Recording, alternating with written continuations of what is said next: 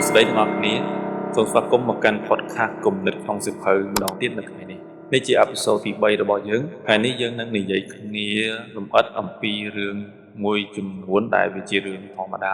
សាមញ្ញប៉ុន្តែវាហាក់ដូចជារឿងចម្លែកបន្តិចប៉ុន្តែវាផ្សារភ្ជាប់ជាមួយនឹងអេពីសូតទី1និងអេពីសូតទី2របស់យើងដែរតែអេពីសូតទី1ខ្ញុំបាននិយាយអំពីអាកំបាំងនៃការផ្លាស់ប្ដូរជីវិតតែ 1% ដែលអាចឲ្យយើងជីវិតយើងល្អប្រសើរហើយថ្ងៃនេះយើងនឹងនិយាយគ្នាអំពីអំណាចដ៏អស្ចារ្យស្ទើរតែគួរឲ្យជឿមួយនោះគឺ1នាទីហើយ1នាទីហ្នឹងអត់ច្រើនទេគឺបើយើងរាប់ជាវិនាទីតែ60វិនាទីទេតែ1នាទីហ្នឹងអាចផ្លាស់ប្ដូរជីវិតយើងបានរាប់ឆ្នាំខ្ញុំអាចនិយាយថាវាបានមួយជីវិតទេប៉ុន្តែពេលខ្លះអាចបានច្រើនឆ្នាំបើសិនជាយើងផ្លាស់ប្ដូរតែ1នាទីហ្នឹងអាចជួយជីវិតយើងបានច្រើនមែនទែនយើងសាកគិតមើលត្រឡប់ទៅគិតមើលរឿងមួយចំនួនដែលធ្វើឲ្យយើងមានភាពធុញថប់ខ្លាំងពេលខ្លះប្រហែលជាយើងមានទំនួលខុសត្រូវច្រើនលើសលប់ដែលធ្វើឲ្យយើងមានភាពធុញថប់ពេលខ្លះការងារពេលខ្លះអាចមកពីរឿងគ្រួសារអ្នកខ្លះអាចធុញថប់ជាមួយនឹងបំណុលធនាគារនិងអ្នកខ្លះក៏អាចធុញថប់នឹងស្ថានភាពសង្គមមួយចំនួនដែលយើងជួបប្រទះកន្លងមកហ្នឹងតាំងពី COVID មករហូតដល់ឥឡូវហ្នឹងវាអាចរឿងច្រើនដែរវាហាក់ដូចជាយើងជាប់ហុងនៅក្នុងបញ្ហានិងទំនួលខុសត្រូវទាំងអស់ហ្នឹងតែណាអត់រួចហើយធ្វើឲ្យយើងមានអារម្មណ៍ថាគ្មានពីណាគេយល់ចិត្តមានពីណាគេយល់ពីយើងសោះមិនមាននរណាអាចជួយសម្រាលយើងបានអានេះហាក់ដូចជាបន្ទុកដូចជាយើងទូលដុំថ្មមួយម្នាក់ឯងអញ្ចឹងហើយរឿងខ្លះពិតជាអញ្ចឹងមែនយើងមិនអាចទៅនិយាយប្រាប់នរណាបានឲ្យយល់ពីអារម្មណ៍របស់យើងទេហើយពេលយើងនិយាយទៅក៏គេប្រកាសជាពេលខ្លះក៏គេមិនយល់ពេលខ្លះគេអាចថាយើងនឹងអីក៏ទន់ជ្រាយអីក៏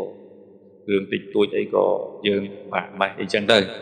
ពេលខ្លះគេមិនអាចមកយល់ពីស្ថានទម្ងន់ដែលយើងកំពុងទូលនឹងទេតើវាធ្ងន់ប៉ុណ្ណាឥឡូវយើងមិនបាច់រំលឹកច្រើនពេកទេការងារអស់ហ្នឹងពេលខ្លះអាចកមកពីការយើងរំពឹងទុកច្រើនពេកចង់បាននេះចង់បាននោះច្រើនពេកពេលខ្លះអាចការងារនេះវាច្រើនពេកទៅហើយក្តីសម័យដែលយើងសម័យហ្នឹងវាដូចឆ្ងាយទៅពីយើងសម្រាប់យើងដែលជាមនុស្សធម្មតាហ្នឹងវាពិតជាពិបាកមែនទែនក្នុងការឈរមុខមួយនឹងវាហើយពេលខ្លះយើងត្រូវគេបង្ខំគេប្រាប់គេណែនាំថាឲ្យយើងប្រឹងឡើងឲ្យយើងមានគោលដៅឡើងឲ្យយើងប្រឹងកសាងឡើងប្រឹងធ្វើការឡើងតែពេលខ្លះពាក្យហ្នឹងវាគ្រាន់ដូចជាខ្យល់ចូលទៅជាពីម្ខាងចេញទៅម្ខាងហើយពេលខ្លះទម្រាំតែហើយពេលខ្លះវាដូចជាអត់មានអីជួយសម្រាលឬក៏ជួយដោះបន្ទុកយើងបានទេដល់ដំណាក់កាលមួយវាធ្វើឲ្យយើងនឹងគាំងតែម្ដងខ្ញុំនៅចាំបានច្បាស់នៅពេលដែលខ្ញុំនៅរៀនខ្ញុំសម្លឹងមើលតុតែពេញទៅដោយសៀវភៅកំណត់ខ្ពស់ណានៅលើតុហើយកំណត់ត្រាមេរៀនដែលខ្ញុំបានសរសេរឬក៏លំហាត់ដែលគ្រូបានដាក់មកហ្នឹងគឺវានៅរាយប៉ាយលើតុនៅពេលដែលខ្ញុំឃើញស្ថានភាពសៀវភៅឬក៏កិច្ចការងារនៅលើតុច្រើនពីច្រើនខ្ញុំគិតថាកាលពីកាលនោះពីច្រើនខ្ញុំគិតថាខ្ញុំត្រូវធ្វើវាទាំងអស់ហ្នឹងមែនទេហើយតើខ្ញុំអាចបញ្ចប់វាដោយរបៀបណាហើយជាញឹកញាប់ចម្លើយដែលខ្ញុំតែងតែឆ្លើយប្រាប់ខ្លួនឯងហ្នឹងគឺខ្ញុំធ្វើមិនរួចទេច្រើនណាស់ខ្ញុំទៅមិនរួចទេខ្ញុំចំណាយពេលច្រើនក្នុងការខ្ជិលច្រអូសមានអារម្មណ៍ថាមានកំហុសជារឿយៗមានអារម្មណ៍ដូចជាបរាជ័យមុនពេលចាប់ផ្ដើមផងដែរតើអ្នកធ្លាប់មានអារម្មណ៍បែបនេះទេអារម្មណ៍នៃការត្រូវបានលិចលង់ដោយទំហំដ៏ធំធេង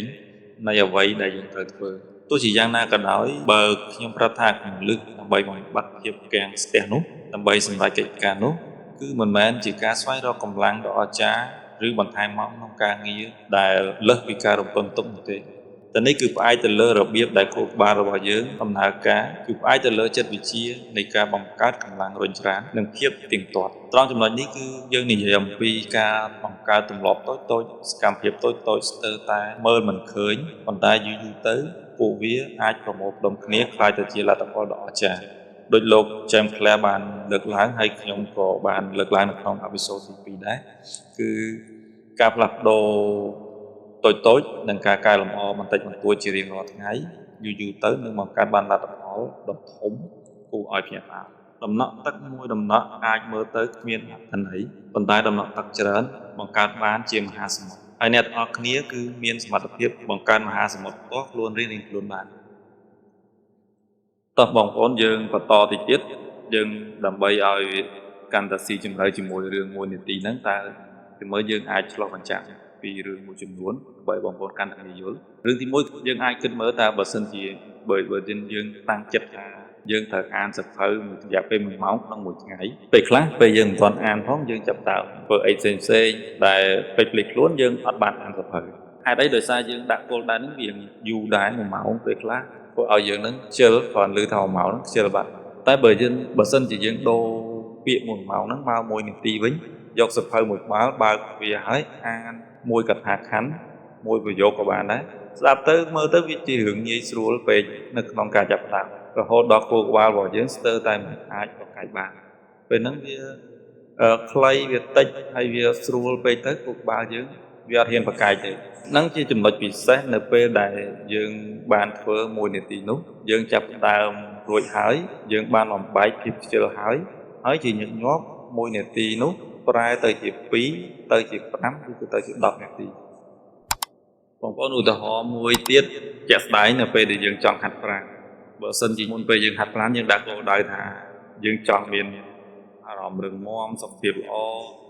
អញ្ចឹងអាកំណត់ដែលយើងហាត់ប្រាណហ្នឹងប្រហែលជាពេលខ្លះយើងអស់កម្លាំងមុនពេលយើងចងស្បែកជើងទៅហាត់ប្រាណទៀតប៉ុន្តែបើសិនជា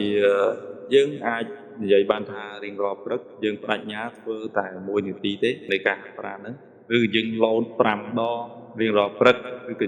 យើងគ្រាន់តែធ្វើសកម្មភាពតិចតួចដែលវាចំណាយពេលនៅក្រោម1នាទីដើម្បីជាការហាត់ប្រាណដើម្បីជាការចាប់ផ្ដើមណាវាមិននិយាយអំពីភាពខ្លាំងក្លានៃ1នាទីនេះទេតែវាគឺជាភាពទៀងទាត់ទោះបីជាយើងមិនមានអារម្មណ៍ចង់ធ្វើក៏ដោយព្រោះការធ្វើវាទោះបីជាក្នុងរយៈពេលខ្លីក៏ដោយក៏វាបង្កើតផ្លូវរកភាពប្រសើរឡើងនៃខ្លួនឯងជាបន្ត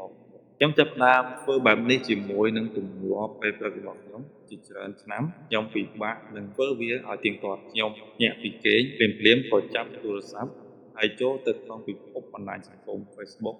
TikTok ឬក៏ផ្សេងទៀតខ្ញុំមានអារម្មណ៍ថាមួយគេងមានកម្លាំងចិត្តបន្ទាប់មកខ្ញុំក៏សាកល្បងច្បាប់1នាទីគោលដៅរបស់ខ្ញុំមិនមែនដើម្បីធ្វើសមាធិ20នាទីឬសរសេរកំណត់ហេតុ1ម៉ោងនោះទេវាគ្រាន់តែជាការអង្គុយស្ងៀម1វិនាទីមុនពេលប៉ះទូរស័ព្ទហើយយើងដឹងទេថា1នាទីនោះបានคล้ายទៅជា5បានคล้ายទៅជា10នាទីគឺសង្កាត់នោះបានคล้ายទៅជាសម្ខាន់សម្រាប់ខ្ញុំជាពេលមួយនៃសន្តិភាពមុនពេលរវល់នៃថ្ងៃចាប់ផ្ដើមរបស់ខ្ញុំឬក៏អាចនិយាយបានថាជាពេលមួយរវល់នៃការចាប់ផ្ដើមនៃថ្ងៃថ្មីមួយហើយវាបានផ្លាស់ប្ដូរពេលព្រឹកទាំងមូលរបស់ខ្ញុំដែលជាការផ្លាស់ប្ដូរពេញមួយថ្ងៃរបស់ខ្ញុំនេះមិនមែនគ្រាន់តែជាវិធីសាស្ត្រដើម្បីបង្កើនផលិតភាពនោះទេវាគឺនិយាយអំពីការកសាងទំនុកចិត្តលើខ្លួនឯងនៅរាល់ពេលដែលយើងបដិញ្ញាធ្វើ1នាទីនឹងបានហើយវាហាក់ដូចជាយើងបានផ្ញើសារដែលមានឥទ្ធិពលមួយទៅកាន់គូក្បាលរបស់យើងហើយប្រាប់វាថាខ្ញុំមានសមត្ថភាពខ្ញុំអាចបន្តធ្វើបានខ្ញុំអាចសម្រេចការងារនេះបានទោះបីជាវាតូចក៏ដោយ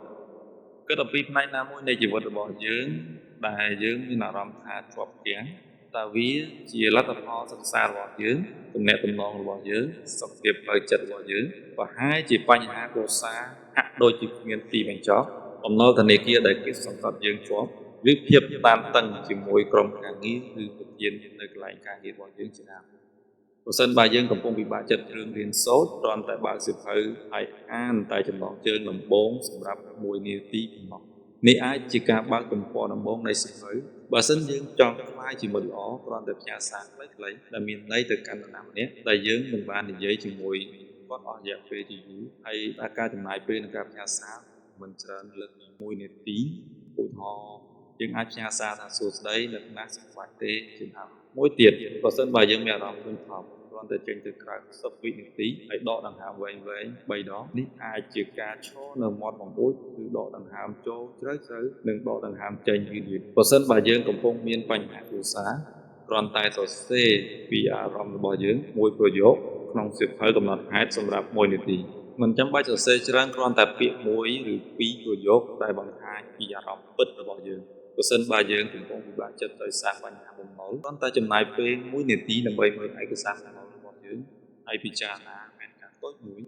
បើសិនបើយើងកំពុងមានបញ្ហានៅកន្លែងធ្វើការជាមួយក្រុមការងារឬជាមួយប្រធានគ្រាន់តែចំណាយពេល1នាទីដើម្បីគិតពីវិធីទំនាក់ទំនងឬដំណោះស្រាយតូចមួយយើងអាចគិតពីពាក្យដែលយើងចង់និយាយឬសរសេរកំណត់ត្រាតូចមួយ